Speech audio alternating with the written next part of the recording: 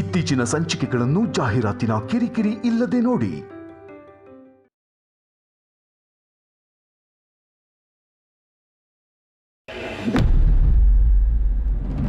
ಅದು ಸರಿ, ಇವಾಗ ನೀವೇನಕ್ಕೆ ನನ್ನನ್ನು ತಪ್ಕೊಂಡಿದ್ದೀರಾ?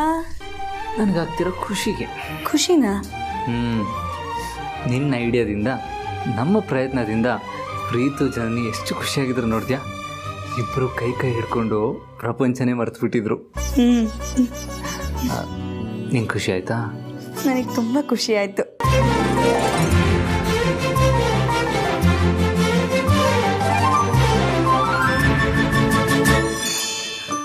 ಹಾಗಾದ್ರೆ ಇದೇ ಖುಷಿಗೇನು ಇಲ್ವಾ? ಇದೆಯಲ್ಲ, ಏನು? ಬಿಸಿ ಬಿಸಿ ಶಾವಿಗೆ ಪಾಯಸ. ಅದಲ್ಲ ಪಾರು, ಅದು ಯಜಮಾನ್ರೆ, ನೀವು ಬರ್ತಾ ಬರ್ತಾ ಪೋಲಿ ಆಗ್ತಾ ಇದ್ದೀನಾ? ಮದುವೆ ಆದಮೇಲೆ ಪೋಲಿ ಆಗಬೇಕು ಪಾರು, ಆಗ ಜೀವನ ಜಾಲಿ ಆಗಿರುತ್ತೆ, ಇಲ್ಲಾಂದ್ರೆ ಖಾಲಿ ಆಗಿಬಿಡುತ್ತೆ. ಆಹಾ, ನಿಮ್ಮ ಹತ್ರ ಮಾತು ಕಲಿಬೇಕು ನೋಡಿ. ಹೊರಡಿ. ಎಲ್ಲಿಗೆ? ಆಫೀಸ್ಗೆ. ನಂದಿನ್ನು ತಿಂಡಿನೇ ಆಗಿಲ್ವಲ್ಲ? ಯಾಕೆ, ನಾನು ನಿಮಗೆ ತಿನ್ಸಿದ್ದು ಸಾಕಾಗ್ಲಿಲ್ವಾ? ಸರಿ, ಹಾಗಾದ್ರೆ ಡಬ್ಬಿಗೆ ಹಾಕೊಡ್ತೀನಿ, ಮೊದಲು ಹೊರಡಿ. ಯಾಕೆ ಅರ್ಜೆಂಟ್ ಮಾಡ್ತೀಯ ಪಾರು? ಯಾಕೆ ಅಂದರೆ ಬಿಟ್ಟರೆ ನೀವು ಪೋಲಿ ಆಗಿಬಿಡ್ತೀರಾ, ಅದಕ್ಕೆ ಮೊದಲು ಹೊರಡಿ. ನಾನು ಇವತ್ತು ಆಫೀಸ್ಗೆ ಹೋಗಲ್ಲ, ಎಲ್ಲೂ ಹೋಗಲ್ಲ, ನಾನು ಮನೇಲೇ ಇರ್ತೀನಿ. ಸರಿ ಆಯಿತು, ಎಲ್ಲೂ ಹೋಗ್ಬಿಡಿ, ಇಲ್ಲೇ ಕೂತ್ಕೊಳ್ಳಿ. ಪಾರು ಬಾ, ನೀನು ಕೂತ್ಕೊಂಡು. ನನಗೆ ತುಂಬ ಕೆಲಸ ಇದೆ, ಬರಲ್ಲ? ಪಾರು ಪಾರು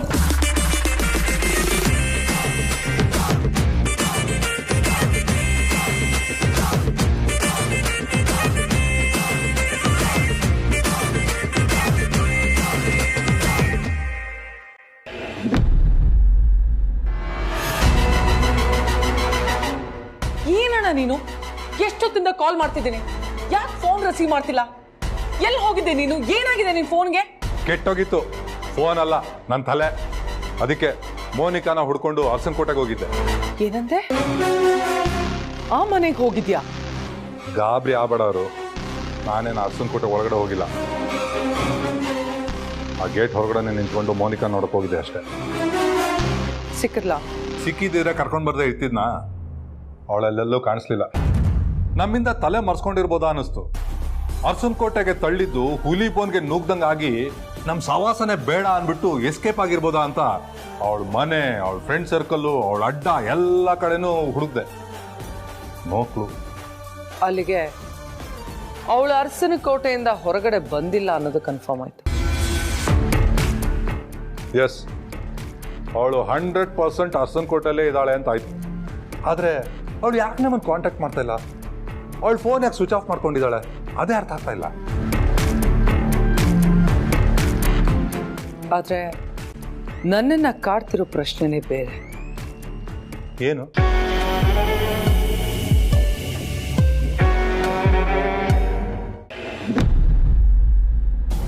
ನನ್ನ ಫೋನ್ ಕಾಣಿಸ್ತಿಲ್ಲ, ಮರ್ಯಾದೆಯಿಂದ ಹೇಳಿ, ಯಾರು ತಗೊಂಡಿದ್ದೀರಾ? ನಮ್ಗೆ ಗೊತ್ತಿಲ್ಲ. ಅರಸನಕೋಟೆಲಿ ಕಳ್ತನನ? ನಿಜವಾಗ್ಲೂ ನಂಬೋಕೆ ಆಗ್ತಾ ಇಲ್ಲ. ನಿಜವಾಗ್ಲೂ ನಾವು ತಗೊಂಡಿಲ್ಲ ಮೇಡಮ್. ಮತ್ತೆ ಯಾರು ತಗೊಂಡಿಲ್ಲ ಅಂದ್ರೆ ರೂಮಲ್ಲಿ ಇದ್ದಿದ್ದ ಮೊಬೈಲ್ ಎಲ್ಲಿಗೆ ಹೋಗುತ್ತೆ? ನಮ್ಮನ್ನೆಲ್ಲ ನಿಲ್ಲಿಸಿ ಈ ಥರ ಯಾರು ಇದುವರೆಗೂ ವಿಚಾರಣೆ ಕೂಡ ಮಾಡಿಲ್ಲ. ನೀನೇ ಮೊದಲನೇ ಸಲ ನಮ್ಮನ್ನೆಲ್ಲ ನಿಲ್ಲಿಸಿ ಕಳ್ತನದ ಆರೋಪ ಹೊರಿಸ್ತಾ ಇದೆಯಾ? ಮೋನಿಕಾ,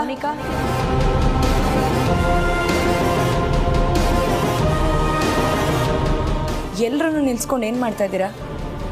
ನನ್ನ ಫೋನ್ ಕಾಣಿಸ್ತಿರ್ಲಿಲ್ಲ, ಅದಕ್ಕೆ ಕೇಳ್ತಾ ಇದ್ದೆ. ಏನು, ನಮ್ಮ ಅರಸನಕೋಟೆಲಿ ನಿಮ್ಮ ಫೋನ್ ಕಾಣಿಸ್ತಾ ಇಲ್ವಾ? ಹೌದು, ನೀವು ಹೊಸ ಬಟ್ಟೆ ಎಲ್ಲ ತಂದ್ಕೊಟ್ಟು ಹೋದ್ರಲ್ಲ, ಆಗಿಂದ ಮೊಬೈಲ್ ಕಾಣಿಸ್ತಿಲ್ಲ.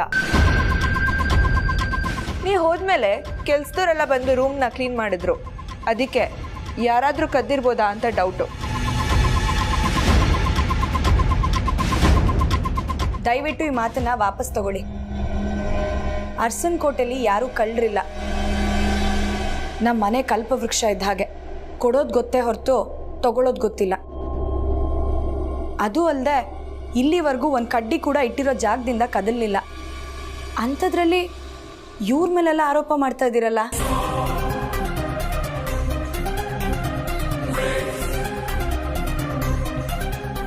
ನೋಡಿ, ನನ್ನ ಹತ್ರ ಈ ಮಾತನ್ನು ಹೇಳಿದ್ರಿ ಸರಿ, ಅಪ್ಪಿ ತಪ್ಪಿ ಅತ್ಯಮ್ಮನ ಮುಂದೆ ಈ ಮಾತನ್ನು ಹೇಳೋದಕ್ಕೆ ಹೋಗ್ಬಿಡಿ.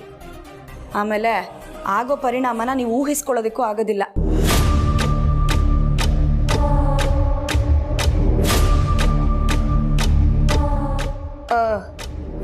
ಸಾರಿ ಪಾರ್ವತಿ ಅವರೇ, ಏನೋ ಅನುಮಾನದಿಂದ ಕೇಳಿದೆ ಅಷ್ಟೇ. ಅಟ್ಲೀಸ್ಟ್ ರೂಮ್ ಕ್ಲೀನ್ ಮಾಡಬೇಕಾದ್ರೆ ಯಾರಿಗಾದ್ರೂ ಸಿಗ್ತಾ ಕೇಳಿ. ಸಿಕ್ಕಿದಿದ್ರೆ ಇಷ್ಟೊತ್ತಿಗೆ ನಿಮಗೆ ತೊಗೊಂಬಂದು ಕೊಡ್ತಿದ್ರಲ್ವಾ?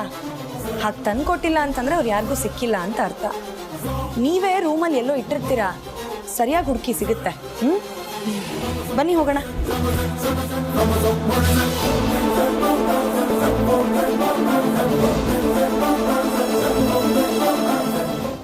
ಅಲ್ಲ, ಫೋನ್ ರೂಮಲ್ಲೇ ಇಟ್ಟಿದ್ದೆ, ಅದಂತೂ ಫಿಕ್ಸು. ಫೋನ್ನ ಕೆಲ್ಸದವ್ರು ಕದ್ದಿಲ್ಲ ಅಂದರೆ ಇನ್ಯಾರು ತೊಗೊಂಡಿರ್ಬೋದು?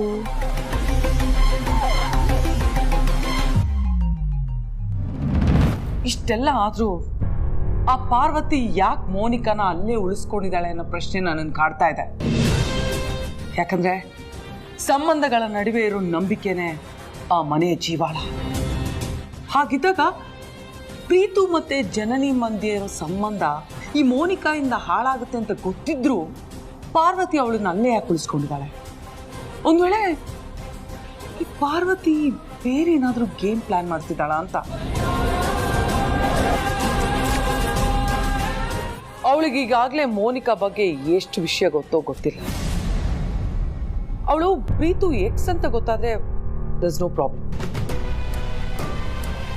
ಆದ್ರೆ ಅವಳ ಹಿಂದೆ ಬೇರೆ ಯಾರೋ ಇದ್ದಾರೆ, ಅದರಲ್ಲೂ ನಾವಿದ್ದೀವಿ ಅಂತ ಗೊತ್ತಾದ್ರೆ ನಮ್ ಕತೆ ಅಷ್ಟೇ.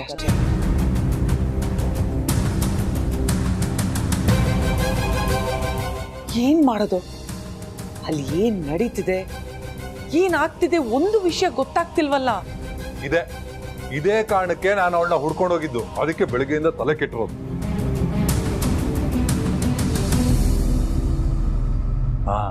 ಅರು, ಹೀಗೆ ಮಾಡಿದ್ರೆ ಹೇಗೆ? ಹೀಗೆ ನಮ್ ಕಡೆ ಹುಡುಗಿ ಮಿಸ್ಸಿಂಗು, ಅವಳಿಂದ ಪ್ರೀತಮ್ ಬಿದ್ದಿದ್ದ, ಅದಕ್ಕೆ ಅವನ ಮೇಲೆ ಡೌಟ್ ಅಂತ ನಾವು ಪ್ರೀತಮ್ ಮೇಲೆ ಕಂಪ್ಲೇಂಟ್ ಕೊಟ್ಬಿಟ್ರೆ ನಮ್ ಗುಂಡಿ ನಾವೇ ತೋಡ್ಕೊಂಡಂಗಾಗತ್ತೆ. ಆ ಕಿಲಿಂಗೀಗ ಮೋನಿಕಾ ಪಾರ್ವತಿ ಊರ್ನವಳು, ಅವಳ ಫ್ರೆಂಡು ಅಂತ ಗೊತ್ತು ಅಷ್ಟೇ. ನೀನ್ ಹೇಳೋ ತರ ನಾವೇನಾದ್ರೂ ಮಾಡಿದ್ರೆ ಇದ್ರ ಹಿಂದೆ ನಾವೇ ಇರೋದು, ಅವ್ರ ಮನೇಲಿ ನಡೀತಾ ಇರೋ ಸಮಸ್ಯೆಗೆಲ್ಲ ನಾವೇ ಕಾರಣ ಅಂತ ಗೊತ್ತಾಗಲ್ವಾ? ಆಗ ಅವಳು ಫಿಟ್ ಆಗಿರೋ ಕೇಸಿಂದ ಅವಳು ಹೊರಗಡೆ ಬರ್ತಾಳೆ. ಪ್ರೀತುನ ನಾವೇ ಬ್ಲ್ಯಾಕ್ ಮೇಲ್ ಮಾಡಿದ್ದು ಅಂತ ನಮ್ಮನ್ನ ಆ ಕೇಸಲ್ಲಿ ಫಿಟ್ ಮಾಡ್ತಾಳೆ. ಇಷ್ಟೆಲ್ಲ ಅವ್ರಿಗೆ ಗೊತ್ತಾದ್ರೆ ಅರ್ಸನ್ ಕೋಟೆ ಅವರು ಅಲರ್ಟ್ ಆಗ್ಬಿಡ್ತಾರೆ. ಅರು, ಒಂದ್ ವೇಳೆ ಆ ಮೋನಿಕಾ ಏನಾದ್ರು ನಮ್ಮ ಬಗ್ಗೆ ಬಾಯ್ ಬಿಟ್ಬಿಟ್ಟಿದ್ರೆ?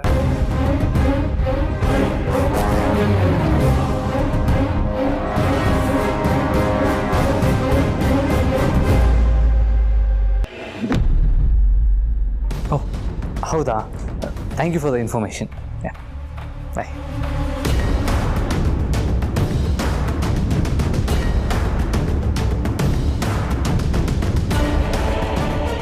ಏನು ಯೋಚನೆ ಮಾಡ್ತಾ ಇದೆಯಾ ಪಾರು? ಅಲ್ಲ ಯಜಮಾನ್ರೆ, ನಾವು ಮೋನಿಕನ್ ಫೋನ್ನೇನೋ ಕದ್ವಿ, ಆದರೆ ಆ ವಿಷಯ ಅವಳಿಗೆ ಗೊತ್ತಾದ್ಮೇಲೆ ಅದನ್ನು ಹೇಗೆ ನಿಭಾಯಿಸೋದು ಅನ್ನೋದ್ರ ಬಗ್ಗೆನೇ ಯೋಚನೆ ಮಾಡಲಿಲ್ವಲ್ಲ. ಅಂದರೆ ನನಗೆ ಅರ್ಥ ಆಗಲಿಲ್ಲ. ಸಾವಿತ್ರಕ್ಕ, ಜಯ, ಬಾನು ಇವರೆಲ್ಲರನ್ನೂ ನಿಲ್ಲಿಸ್ಕೊಂಡು ನನ್ನ ಫೋನ್ ಯಾರು ಕದ್ದಿದ್ದೀರಾ ಅಂತ ಬಾಯಿಗೆ ಬಂದಾಗ ಮಾತಾಡ್ತಾ ಇದ್ಲು. ನಾನು ಹೋಗಿ ಪರಿಸ್ಥಿತಿನ ತಿಳಿ ಮಾಡಿ ಬಂದೆ. ಫೋನ್ ಕಳೆದೋಗಿರೋದಕ್ಕೆ ತುಂಬ ಗಾಬರಿ ಆಗಿದ್ಲು. ಫೋನ್ ಇಲ್ಲದೆ ಬದುಕಕ್ಕೆ ಆಗಲ್ವೇನೋ ಅನ್ನೋ ರೀತಿ ಆಡ್ತಾ ಇದ್ಲು.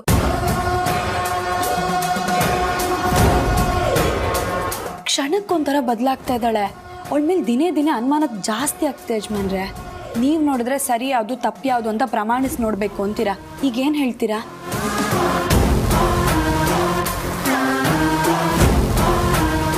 ಯಾಕೋ ನೀನು ಹೇಳಿದ್ದೆ ಸರಿ ಅಂತ ನನಗನ್ನಿಸ್ತಾ ಇದೆ ಪಾರು. ಹೇಗೆ? ಅವಳು ಏನು ಹೇಳಿದ್ದು ಹೇಳು? ನಾನು ಮತ್ತು ಪ್ರೀತು ಕಾಲೇಜಲ್ಲಿ ಓದ್ತಾ ಇರುವಾಗ ಲವ್ ಮಾಡಿದ್ವಿ ಅಂತ. ಹೌದು. ಇವಾಗ ನಾನು ಅದ್ರ ಬಗ್ಗೆ ಡೀಟೇಲ್ಸ್ ಕಲೆಕ್ಟ್ ಮಾಡಿದೆ. ಹೌದಾ? ಇಬ್ಬರು ಮಾತಾಡ್ಕೊಂಡು ಆರಾಮಾಗಿದ್ರಂತೆ. ಇಬ್ಬರ ಮಧ್ಯೆ ಈ ಲವ್ ಆಗಲಿ ಕ್ಲೋಸ್ನೆಸ್ ಆಗಲಿ ಅಂಥದ್ದೇನು ಇರಲಿಲ್ಲವಂತೆ. ಪ್ರೀತು ಯಾವತ್ತೂ ಅವಳ ಜೊತೆಗೆ ಕೆಟ್ಟದಾಗಿ ಬಿಹೇವ್ ಮಾಡೋದಾಗಲಿ ಕ್ಲೋಸ್ ಆಗಿ ಮೂವ್ ಆಗೋದಾಗಲಿ ಮಾಡಿಲ್ಲಂತೆ. ಓದ್ ಮುಗಿದ್ಮೇಲೆ ಅವಳ ಪಾಡಿಗೆ ಅವಳು ಇವನ್ ಪಾಡಿಗೆ ಅವನು ಇದ್ದಾರೆ. ಆದರೆ ಸಡನ್ನಾಗಿ ಇವಾಗ ಎಲ್ಲಿಂದ ಬಂದ್ಲು ಅಂತ ಗೊತ್ತಾಗ್ತಾ ಇಲ್ಲ. ಇಷ್ಟು ದಿನ ಅವಳು ಎಲ್ಲಿದ್ಲು, ಏನು ಮಾಡ್ತಾಯಿದ್ಲು ಒಂದು ಗೊತ್ತಿಲ್ಲ. ಆದರೆ ಇವಾಗ ಸಡನ್ನಾಗಿ ಬಂದು ಪ್ರೀತು ನನಗೆ ಮೋಸ ಮಾಡ್ದ ಅಂತ ಹೇಳ್ತಾ ಇದ್ದಾಳೆ.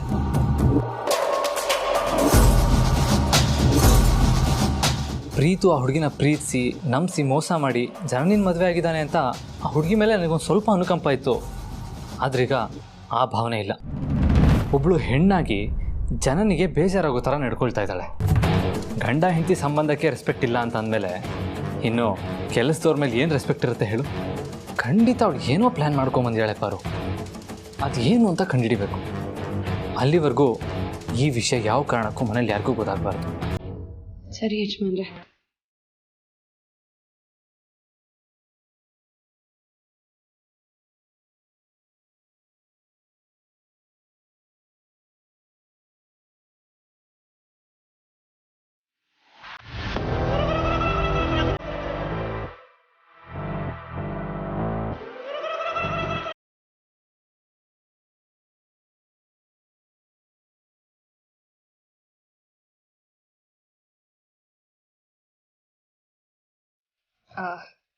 ಜಯ ಅವರೇ, ಹೇಳಿ ಮೇಡಮ್.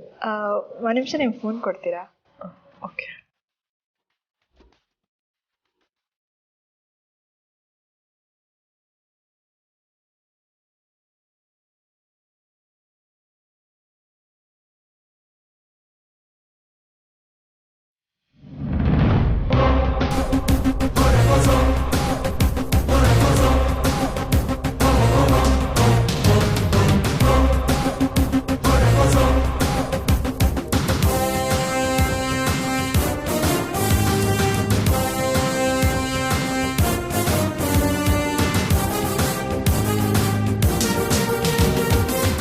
ನಿಮ್ಮಿಬ್ಬರನ್ನು ಈ ರೀತಿ ನೋಡಿ ಎಷ್ಟು ದಿನ ಆಗಿತ್ತು.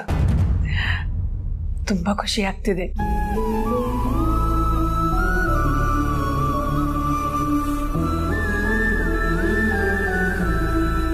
ಯಾವಾಗಲೂ ಹೀಗೆ ನಗನಗ್ತಾ ಖುಷಿಯಾಗಿರಿ.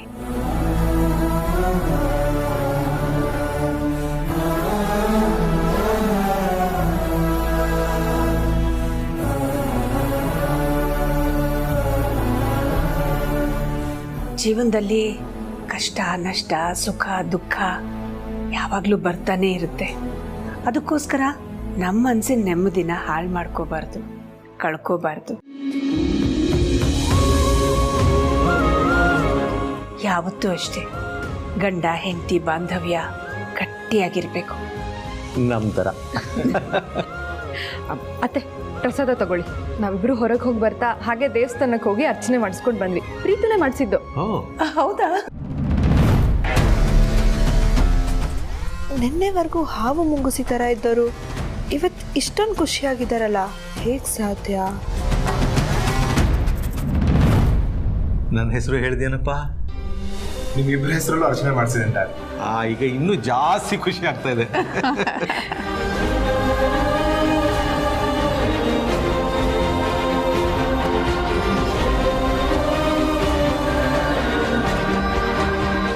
ಹೋಗಿ ಎಲ್ರಿಗೂ ದೇವ್ರ ಪ್ರಸಾದ ಕೊಡಿ. ನಾವಿಬ್ರು ಲಾಯರ್ ಆಫೀಸಿಗೆ ಹೋಗಿ ಬರ್ತೀವಿ. ಲಾಯರ್ ಆಫೀಸ್ಗ?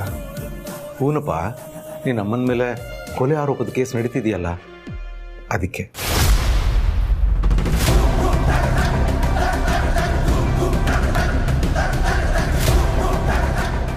ನಾಡಿದ್ದು ಕೋರ್ಟ್ ಕೇಸ್ ಇದೆ, ಅದ್ರ ಬಗ್ಗೆ ಡಿಸ್ಕಸ್ ಮಾಡೋದಕ್ಕೆ ಲಾಯರ್ ಬರಕ್ಕೆ ಹೇಳಿದ್ದಾರೆ.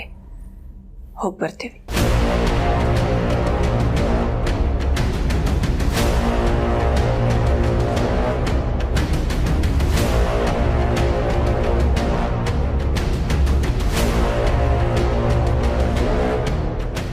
ನನ್ನ ಮಕ್ಕಳು ಸೊಸೆಯಂದರು ನನ್ನ ಕಣ್ಮುಂದೆ ನಗ್ನಗ್ತಾ ಖುಷಿಯಾಗಿ ಓಡಾಡ್ಕೊಂಡಿರ್ಬೇಕು.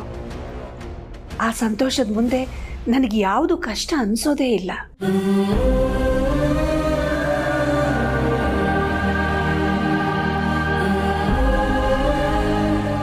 ಡೋಂಟ್ ವರಿ, ನಾವಿಬ್ರು ಹೋಗಿ ಬರ್ತೀವಿ. ಸರಿ ಮಾ.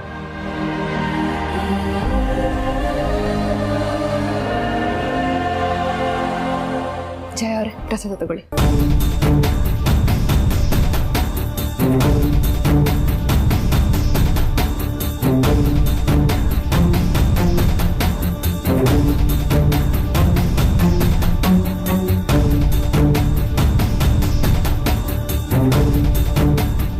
ಅಲ್ಲ ಜಯ ಅವರೇ, ನಿನ್ನೆ ರಾತ್ರಿ ಅಷ್ಟೇ ಇಬ್ರು ತುಂಬ ಡಲ್ಲಾಗಿ ಕೂತಿದ್ರು.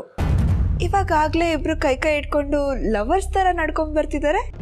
ಬೆಳಗ್ಗೆ ಆಗೋಷ್ಟರಲ್ಲಿ ಅಂಥ ಮ್ಯಾಜಿಕ್ ಏನು ನಡೀತು? ಓ, ನಿಮ್ಗಿನ್ನೂ ವಿಷಯ ಗೊತ್ತಿಲ್ವಾ ಮ್ಯಾಮ್? ಏನು?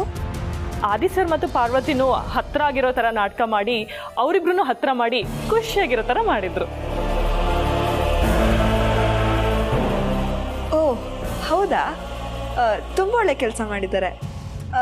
ಜಯ ಅವರೇ, ನಿಮ್ಮ ಫೋನ್ನ ಆಮೇಲೆ ಕೊಟ್ಟರೆ ಆಗುತ್ತಾ? ಪರವಾಗಿಲ್ಲ ಮ್ಯಾಮ್. Okay, thank you.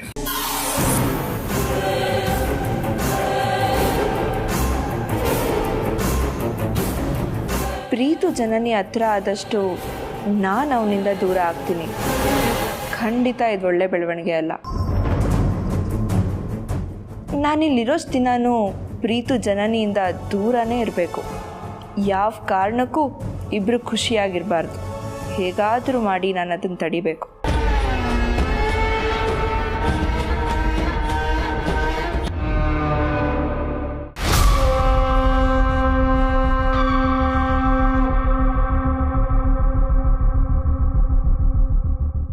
ಇದು ನಮ್ಮ ಜನನಿಯವರು ಅಂದರೆ ಯಾವಾಗಲೂ ನೀವು ಸೂರ್ಯನ ಥರ ಕಂಗೊಳಿಸ್ತಾ ಇರಬೇಕು. ನಿಮ್ಮ ಮುಖದಲ್ಲಿ ಚಂದ್ರನಂತೆ ನಗು ಇರಬೇಕು. ಹಾಗೆ ನೀವು ನಕ್ಷತ್ರ ಥರ ಯಾವಾಗಲೂ ಹೊಳಿತಾ ಇರಬೇಕು. ಇವತ್ತು ನನ್ನ ಮುಖದಲ್ಲಿರೋ ಈ ನಗುಗೆ, ನನ್ನ ಮನಸ್ಸಿಗೆ ಆಗ್ತಿರೋ ಸಂತೋಷಕ್ಕೆ ನೀವಿಬ್ಬರೇ ಕಾರಣ.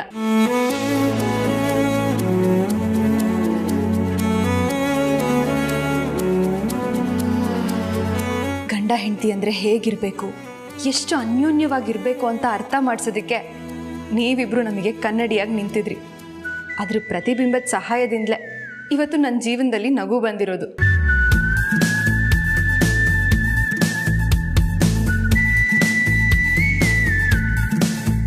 ಪ್ರೀತುನ ಪ್ರೀತಿಸಿ ಮದುವೆ ಆದರೂ ಅವನು ಇತ್ತೀಚಿನ ನಡವಳಿಕೆ ಕಂಡು ನನಗೆ ತುಂಬ ಬೇಜಾರಾಗಿತ್ತು. ಇಬ್ಬರು ಮುಖಕ್ಕೆ ಮುಖ ಕೊಟ್ಟು ಮಾತಾಡ್ತಾ ಇರಲಿಲ್ಲ. ನಗು ಅನ್ನೋದು ಮರೀಚಿಕೆ ಆಗಿಬಿಟ್ಟಿತ್ತು. ಅದು ಅಲ್ಲದೆ ನಾನು ಅವ್ನ ಹೆಂಡತಿ ಅನ್ನೋದನ್ನೇ ಮರ್ತಿರೋ ಥರ ನಡ್ಕೊಳ್ತಾ ಇದ್ದ. ಆದರೆ ನಿನ್ನೆ ಅವನಾಗವನೇ ನನಗೆ ಊಟಕ್ಕೆ ಕರೆದ. ಆದರೆ ತಕ್ಷಣಕ್ಕೆ ನಾನು ಒಪ್ಕೊಳ್ಳಿಲ್ಲ. ಆಮೇಲೆ ಅವ್ನ ಬುದ್ಧಿಗೆ ಏನಾಯ್ತೋ ಏನೋ ಆ ಮೋನಿಕನ ಜೊತೆ ಊಟಕ್ಕೆ ಬರ್ತಿದ್ದ. ಆ ಕ್ಷಣಕ್ಕೆ ನನಗದು ತಪ್ಪಾಗಿ ಕಾಣಿಸ್ತು. ಮನಸ್ಸಿಗೆ ತುಂಬ ನೋವಾಯಿತು.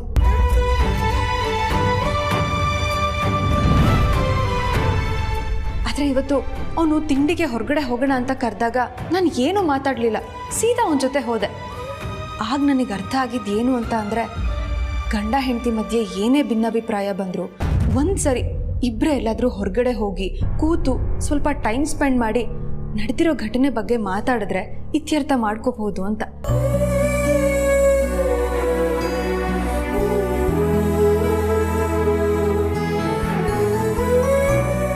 ಪ್ರತಿ ಸಮಸ್ಯೆಗೂ ಒಂದು ಪರಿಹಾರ ಅನ್ನೋದು ಇದ್ದೇ ಇರುತ್ತೆ. ಆದರೆ ಅದನ್ನು ತಿಳ್ಕೊಳ್ಳೋದಕ್ಕೆ ಒಂದು ಸ್ವಲ್ಪ ಸಮಯ ಹಿಡಿಯುತ್ತೆ. ಆದರೆ ಅದು ಕೆಲವರಿಗೆ ಬೇಗ ಗೊತ್ತಾಗುತ್ತೆ, ಇನ್ನು ಕೆಲವರಿಗೆ ಲೇಟಾಗಿ ಅರ್ಥ ಆಗುತ್ತೆ.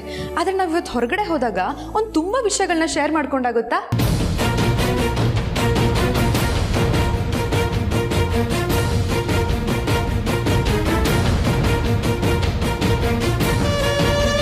ತುಂಬ ಅಂದರೆ ಏನು ವಿಷಯ ಹೇಳ್ಕೊಂಡ್ರು? ಅಂದರೆ ಅವ್ನು ಯಾಕೆ ಹೀಗಾಡ್ತಿದ್ದಾನೆ ಅನ್ನೋದ್ರ ಬಗ್ಗೆ ಏನಾದರೂ ಹೇಳ್ಕೊಂಡ? ಹೇಳ್ಕೊಂಡ.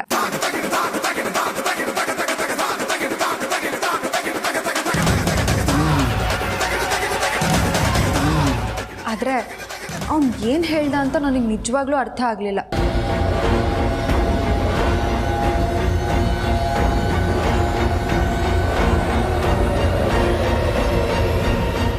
ನಾನೀಗ ಅಭಿಮನ್ಯು ಥರ ಆಗಿದ್ದೀನಿ. ಆದರೆ ನನ್ನ ಹಿಂದೆ ಅರ್ಜುನ್ ಅಂತರ ಇಬ್ಬರಿದ್ದಾರೆ, ಅವರೇ ಚಕ್ರವ್ಯೂಹನ ಭೇದಿಸ್ತಾರೆ ಅಂತ ಹೇಳ್ದ.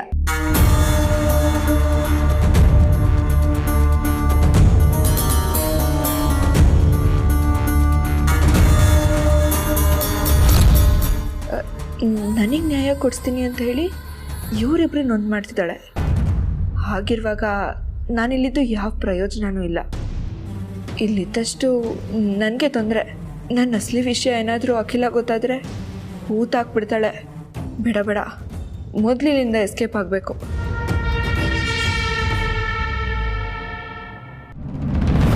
ಅದು ಅಲ್ಲದೆ ನನಗೆ ನೀನಂದರೆ ತುಂಬ ಇಷ್ಟ. ಲೈಫಲ್ಲಿ ನಾನು ಏನೇ ತಪ್ಪು ಮಾಡಿದ್ರು ದಯವಿಟ್ಟು ಅದನ್ನು ಮನಸ್ಸಿಗೆ ಹಾಕೋಬೇಡ. ದೊಡ್ಡ ಮನ್ಸು ಮಾಡಿ ಅದನ್ನು ಕ್ಷಮಿಸ್ಬಿಡು. ಯಾವ ಕಾರಣಕ್ಕೂ ನನ್ನನ್ನು ಬಿಟ್ಟು ಹೋಗಬೇಡ ಅಂತ ಒಳ್ಳೆ ಮಗು ಥರ ರಿಕ್ವೆಸ್ಟ್ ಮಾಡ್ಕೊಂಡ. ಅವ್ನು ಹೇಳಿದ ಅಷ್ಟು ಮಾತಲ್ಲಿ ನನಗಿಷ್ಟ ಆಗಿದ್ದೇನೆಂದರೆ ನೀನಂದರೆ ನನಗೆ ತುಂಬ ಇಷ್ಟ. ಯಾವತ್ತೂ ನನ್ನನ್ನು ಬಿಟ್ಟು ಹೋಗಬೇಡ ಅನ್ನೋದು. ಯಾಕಂದರೆ ನನಗೆ ಬೇಕಾಗಿರೋದು ಅದೇ ತಾನೆ.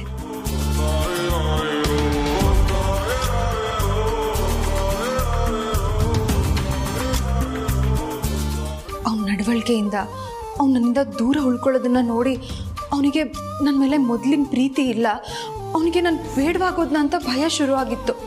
ಆದರೆ ಅವನ ಜೊತೆ ಹೊರಗಡೆ ಹೋಗಿ ಬಂದಮೇಲೆ ಆ ಭಯ ಎಲ್ಲ ಮಾಯ ಆಗೋಯ್ತು. ಅದಕ್ಕೆ ಬರ್ತಾ ಹಾಗೆ ದೇವಸ್ಥಾನಕ್ಕೆ ಹೋಗ್ಬಿಟ್ಟು ಬಂದ್ವಿ. ನಿಮ್ಮ ಮಾತು ಕೇಳಿ ನಮ್ಮಿಬ್ರಿಗೂ ಎಷ್ಟು ಸಂತೋಷ ಆಯಿತು ಗೊತ್ತಾ. ಜೀವನ ಪೂರ್ತಿ ನೀವಿಬ್ಬರು ಹೀಗೆ ಖುಷಿಯಾಗಿರಿ. ಇವತ್ತು ನನ್ನ ಮನಸ್ಸಿನ ಭಾರ ಇಳೀತು. ಮನಸ್ಸಿಗೆ ತುಂಬ ಸಮಾಧಾನ ಆಗ್ತಿದೆ. ನಾನು ಈಗಲೇ ಹೋಗಿ ಕೈಕಾಲು ಮುಖ ತೊಳ್ಕೊಂಡು ದೇವ್ರ ದೀಪ ಹಚ್ಬಿಡ್ತೀನಿ.